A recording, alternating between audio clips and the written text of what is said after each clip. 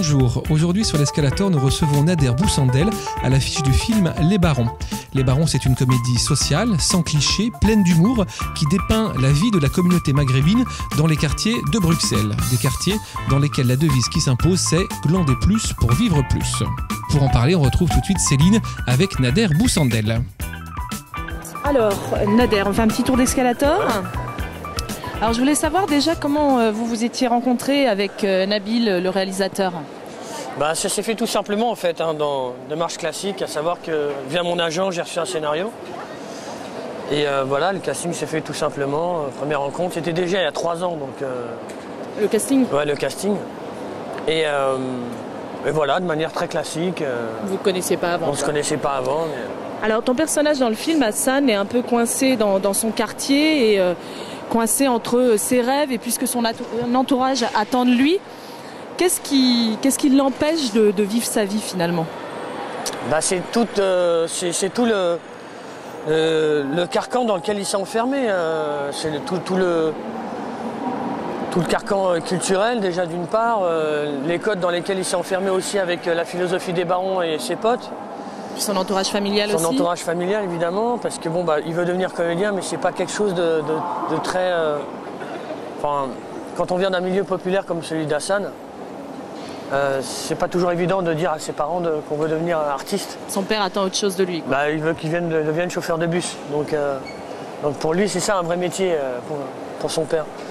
Sauf que voilà c'est l'histoire d'un mec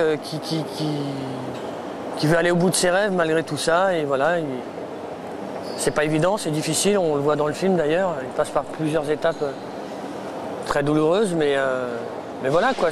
Il arrive à franchir le pas. Il arrive à franchir le pas. Voilà. Alors je trouve que ça fait longtemps que le sujet des banlieues, des quartiers n'a pas été traité comme ça de manière aussi juste et sans tomber dans les clichés récurrents habituels.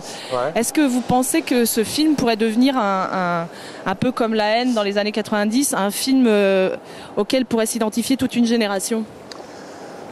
C'est possible, je dirais pas comme La Haine parce que je suis... C'est un style très différent. Ouais, c'est un style complètement différent. C'est vrai que c'est une chronique, ce film-là, c'est une histoire, c'est une tranche de vie, l'histoire d'un mec c'est le récit d'un affranchissement finalement. Et cet affranchissement-là, c'est vrai qu'il peut être lu par pas mal de jeunes aujourd'hui. Et ça peut être un film générationnel, on va dire, qui raconte l'histoire d'une époque, à un moment bien précis. Avec des codes dans lesquels pourront se reconnaître les gens. Ouais, bien sûr, voilà. Je pense, ouais. Alors, cette interview est finie. Ouais.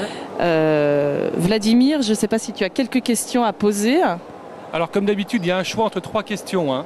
Donc, il y a la question d'actu, il y a la question François Fillon et la question blague pourrie. Je vais prendre la question blague pourrie. Alors dans le film, évidemment, les personnages passent leur temps à se faire des blagues pourries, à se raconter des concours de blagues pourries. On ne peut pas résister. Est-ce que tu as une blague pourrie à nous raconter? Ouh là là, une blague pourrie, je m'y attendais à celle-là.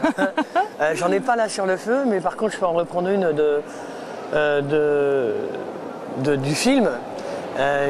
Comment s'appelle Ah merde, fourmi dans La cigale et la fourmi. Voilà. Je la connais, c'est ma préférée. Ouais. C'est Steven. C'est Steven Seagal. Voilà. C'était une blague pourrie. Bon, merci beaucoup d'avoir accepté cette interview. Longue route au film, j'espère.